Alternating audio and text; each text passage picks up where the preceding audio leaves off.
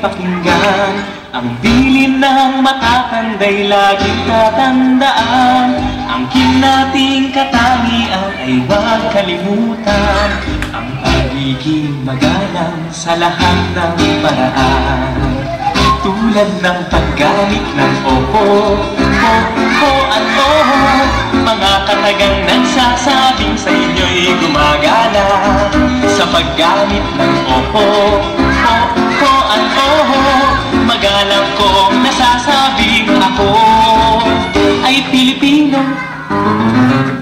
Ang pagmano o paghalik sa kamay ng magulang ay tulad din ng paglingon sa ating pinagmulan.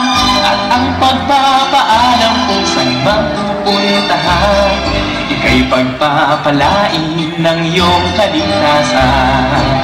At ang paggamit ng opo, ho at oho, mga katagang nagsasabing sa inyo'y gumagala. Sa paggamit